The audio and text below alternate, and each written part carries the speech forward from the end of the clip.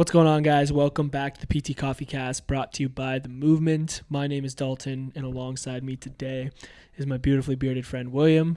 William, how are we doing today? We're doing good, man. How about you? Yeah, not bad. Today's been a good day. Started off with a little run. Did some client work. Typed some emails up. Had a little lunch with the team, and now we're here. Here we are. It's been a good day. I know it's going to be a good episode when you bust out your dinosaur hat. Oh, yeah. Take a look. It's like, that is the dad hat. Like, I don't know if there is a more dad hat than that. I love it, man. It really, just kind of gets me in the zone. Think like a dinosaur, be like a dinosaur. Yeah. We're going to move on quickly from this intro because this guy's struggling. Take a sip of coffee, bro. Okay. Reset. This guy. You know what the problem is? I had a Red Bull today. Really? Yeah, I'm not going to lie. When? You don't need to know. That makes me nervous. I know. Will has come from a struggle with an energy drink addiction. This explains a lot, actually. Yeah, it does. It's like the root of it all. Yeah. But we're super excited to be back, guys, with another episode. We are going to be chatting a little bit about why empowerment takes time. And, Will brought this topic up before we jumped into this podcast. And as he always does, he has much better thoughts than I do. And I was like, ooh, this is a good episode for the podcast, because obviously empowerment is one of those words that gets thrown around a lot in the health space, physio space. It's something that we really value. It's part of our mission of helping people take control of their health. So it's a good piece of conversation. However, I think there are certain aspects of it that take time and that maybe aren't done as well, and maybe we think we're empowering people, but are we actually empowering people? And part of our conversation today is just around this idea of why we think it does take time, and some of those aspects. So I'm excited to dive into that a little bit. So maybe I'll pass it over to you and kind of have you lay the groundwork, and then we'll dive in. Sure. And to be fair, the reason I started thinking about this more was Jared Hall made a post about this kind of topic about seeing people more frequently and for longer and that type of thing. And it stimulated a lot of good conversation in the comment section I saw. So, that's where I got it. I just wanted to kind of throw that out there because I didn't invent this topic. Yeah, shout out Jared Hall, former PT COFFEECAST guest, way back in the early days. You're going to have to scroll way back. But yeah, I've learned a lot from Jared, so that's cool. I didn't realize that's where you got it from. Yeah, he just stimulates a lot of good conversation, tries to kind of challenge different thoughts, which I think is cool. But basically the idea is about maybe for what we're going to talk about, it's this idea that a lot of people feel because in their mind, they want to empower people. So what they interpret that as is seeing clients less frequently. And I think there's a case to be made that that could actually be not beneficial for a lot of clients, depending on where they're at. So that's sort of the basis of the conversation. Yeah, and I think the first little point on our whiteboard here is the importance of having more frequency maybe early on. And you had mentioned around this idea of helping them learn or build the skills that are necessary to help build that empowerment. So is there certain experiences that you've had where you've seen okay, I need a little bit more time here to build these skills so that this person can be empowered?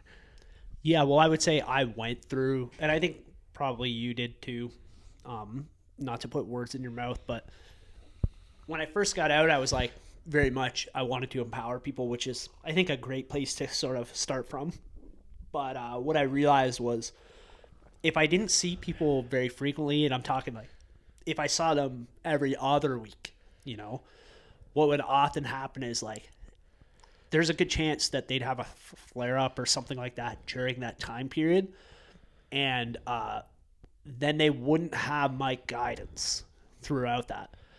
And then they come back in 2 weeks, and it's sort of like hard to take much from that. And often I would just lose the client entirely. So I think that's where I started to realize and have a bit of a paradigm shift where I'm like, oh, I actually probably should be seeing these people more frequently, at least for a little while, to help foster the skills needed to navigate that. Right, because it's almost like if you're not teaching them enough or they're not understanding enough how to manage it on their own, it's like, and you're trying to give them the opportunity to feel empowered, they have a little bit, but they don't have all the tools to be able to do that. And then that often probably makes them feel like, oh, maybe this isn't the right thing for me, or I can't control this, or, maybe I'll go somewhere else. Whereas if you're like building those skills enough and they're understanding it and they're truly able to be empowered, then they won't feel that way in between like a session, essentially. Totally. And it's also for us too, because like, I think that to some cases we've got going on right now where we are, just kind of starting, and it takes a bit to figure out the person and how they need to navigate things, especially if like there's added complexities of maybe like they do CrossFit or something like that, which is just inherently like a challenging thing to get people back to because there's so much variability built in. Right. And so like if someone's having a flare up and like we need to quickly talk about it and what's going on so that we can adjust and, and figure out what works for this person to kind of gauge whether something's appropriate or not, and if I see them 2 weeks later, it's like all that data was just not useful because it happened too long ago and they don't remember, or the memory's skewed, you know what I mean? And so you want to see them early and often so that like you can learn from those lessons quick and help them build confidence. Because if you go too long and they come back and they're like, this, I was having so much pain and, I didn't know what to do. And then now we don't really know what to do either. It's like how much confidence and how much trust is being built. Mm. Yeah. And I think early on, more touch points to build that trust is super important. And I think you're trying to figure them out as a individual and like how they operate, how do they respond to flare-ups, how do they even just navigate the world, what are their values, how are they viewing these things. But at the same time, they're also feeling you out and trying to think like, can I trust this person? And like, is this information that they're giving me going to be helpful? And, I've seen another practitioner before and it didn't work, so I'm not maybe as trustworthy of this situation. They need more time. And I think having those more frequent touch points with your client allows for that to build, which can then eventually down the line lead you to like allowing them to actually be empowered and go off and have more time between sessions. Yeah, I think that's the main point there is like to empower, you have to help build the skills. Right. And that's part of like there's a building process, adopting a coaching mindset and helping them build those things versus like, oh, I'm helping them be empowered by identifying this is the issue, giving them a bunch of exercises to do and then saying, hey, go do these on your own and like implement them on your own type thing. That's not really empowering people necessarily. Totally. It'd be like teaching someone how to throw a baseball and you go, okay, here's how you throw it. We'll see you in a month. Yeah. No, it's true. Yeah. And you're like, okay. Versus, here's what we're going to do. We got a drill. Let's work on it for a week or a few days or whatever. Then let's check in with it and see how it went on your own. Try to progress things, right? Like that you're going to have to do that for a bit until they get the basics down, and then you can layer on some things, more spaced out. Yeah. And I think a big component of this is shifting this idea in clients' mind that like coming to see us is like as bad, or as like, oh, I'm coming because I'm injured, this is like a negative thing, like help me improve this, versus like coming in and viewing it as an opportunity to build those skills. And like we as clinicians need to provide that opportunity for them as, hey, this is an opportunity for us to help educate you and build skills so that you can continue to apply these to your day-to-day. And there's value in that. And if that mindset gets shifted, people are more up to be like, oh, I do want to come in more frequently, or, oh, this is actually like a quote unquote good thing, even though I'm still in pain. We're building on that skill set to eventually get me to the point where that's not needed, or I'm feeling empowered to do things on my own. Because I think people still have this like view of like it's like a bad thing to come into physio because like they're injured. You know what I mean? Yeah, and like more frequent sessions or maybe a longer time seeing someone is not inherently unethical. Right. Right? It's only unethical if your entire goal is to develop dependency. Right. Right? That's not what we're trying to promote. Right? And I think people get that. Like, as long as your goal is to help foster, new skills and things that they can implement on their own, or just becoming healthier in general, like that's okay. It's okay to see them more frequently, or it's okay to continue to see them. Right. And then not basing your worth as like a clinician on the number of times that you're seeing someone. Like you're not bad if you see someone more, like, you have to see them more frequently, or you're not this superstar if you've seen someone one time. That's not what the value should be placed on. The value should be what skills and what are you providing that client so that they can eventually get to being empowered, which may mean 3 sessions, may mean 20 sessions. And I think, like, I know for myself, it's like, we always talk about like a PVA or a patient, how many times is this client coming in? And I think it's very important that we understand what these things are and all that, and have this to like track data. And there's value to this. We do it here. But I think like the value shouldn't always be placed on the number of sessions or touch points you're having with the client, and your worth as a clinician is not dictated based off that. Your worth as a clinician is based off how well you're helping your clients get these outcomes. Now you have to figure out how you identify if they've gotten these outcomes, but that should be more of what the worth is placed on as a clinician versus like the frequency. Yeah. And like those PVA things probably only really matter at the extremes. If your PVA is 2, there's something going on. Right? If your PVA is 40, like there's probably something going on. You might want to look into that. Yeah. Should be somewhere in the realm of like, 5 to 15 or something like that. 100, 150. Yeah. But yeah, I think you're right. Yeah. The other thing, I wanted to ask you about, and I think is good to talk about, is just like what maybe might be indicating that someone is built the skills and built the understanding and are ready to be like empowered or navigate these things on their own. As a clinician too, like, are there things you're picking up on where you're like, I'm going to challenge this person a little bit by giving them a little bit more freedom, or maybe not necessarily having like as close together of a touch point, because I want to see if they can implement what we've been working on. Yeah, and I think it's obviously going to vary depending on the person and what they're working on and what their goals are and all that. But generally, you want to see that they are, verbalizing, they're communicating to you how they navigated things on their own successfully between your sessions. Mm-hmm. So like, someone has a flare-up, they tell you they were able to successfully calm down their symptoms, and then they have a thought process about things that you've talked about how they're going to make that adjust their next workout. So they're showing signs of like actually implementing and understanding, like they're comprehending what you've been telling them. So as long as you're aware of what lessons you've been going throughout the process, and you're seeing signs of them doing that on their own, I think it's time to try, if that's your goal, if your goal is to see them less often, have them work on their own, right?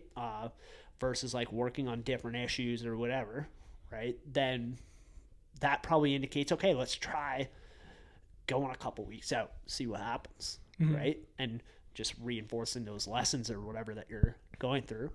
Yeah, and I think it's oftentimes it should be them verbalizing it to you. Like, maybe you're asking questions to explore whether or not like they're picking up on those things, but it should be them verbalizing it to you and you not like telling them, unless sometimes what I find is like they will actually show me signs of understanding and empowering, and I'm just connecting the dots for them. And I'll usually do it by asking like a question versus telling them, but sometimes they'll show these signs and I'll try to question them to connect the dots to realizing that, hey, like you can manage this flare up on your own. Or when another thing I often like makes me super pumped and like is a sign that I think they're getting closer to like kind of doing their own thing, if that's what they want, is when they're talking about progressing themselves. Like sometimes they'll come and be like, I know we didn't talk about doing this, but like I was feeling this way and I was thinking like, maybe I'll try to add a little bit more load, or I tried to like do this a little bit faster, or whatever, and I'm like, yeah, that's hype. Like, what made you feel like you were ready to do that? And then they start to list off like a couple things that makes sense clinically, and they're doing that on their own. Like that to me is another indication of like, okay, this client is understanding the things that we're talking about, and they're at a point where, hey, if your goal is to get back to this and you don't want my guidance any further than that, then let's test this out a little bit. Like, let's take a little bit of time in between our session or whatever it may be. Like, I think those are good indications of that. Yeah, it's a good point that, it doesn't always have to be like a verbal. They might not explain it in the same scientific way as you do even, but I think the important thing is that you're using those kind of measures and signs and then letting that dictate, how frequently you should see each other, right, versus just going, oh, we're at the third session bi-weekly. Right. It should be, it might be session 2 for someone else, and it might be session 8 for another person. Right. Yeah.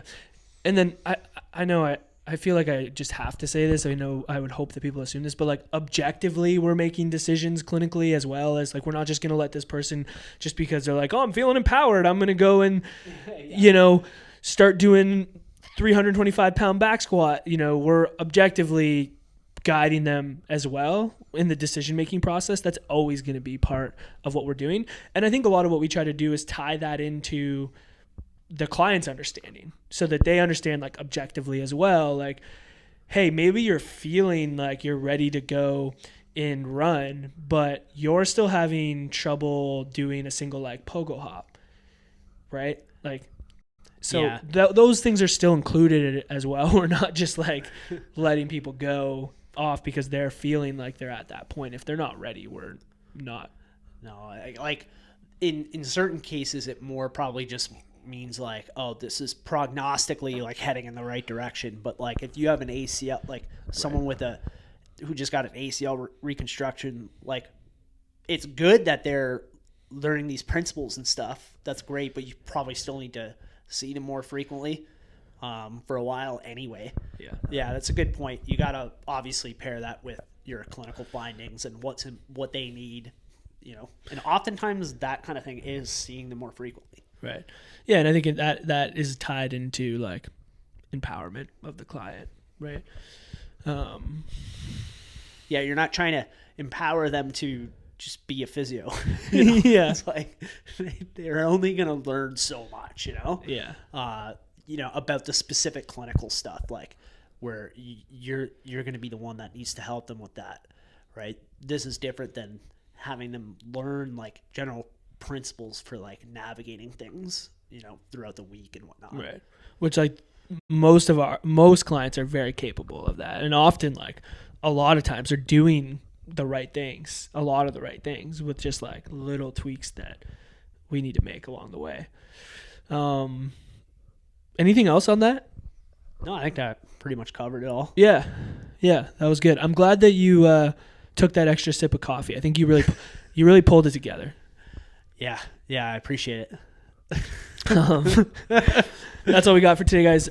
Before we wrap up, make sure you are following us over on Instagram at PTCOFFEECAST. We're putting out a bunch of content there, as well as subscribing to the podcast on your podcast platform, whether that be Apple Podcasts, Spotify, Google Podcasts, wherever you're consuming it. If you guys want to reach us, you can DM us or you can email us at podcast@themovementphysio.ca. And then lastly, we have some free content for you guys available in the show notes of this episode, as well as the link in our bio. We have our 3Y ebook, and we have our sales tips to help client outcomes. And hopefully sooner than later, we'll have some other sweet stuff for you guys to consume. But for now, that's all we got. As always, stay caffeinated. Peace.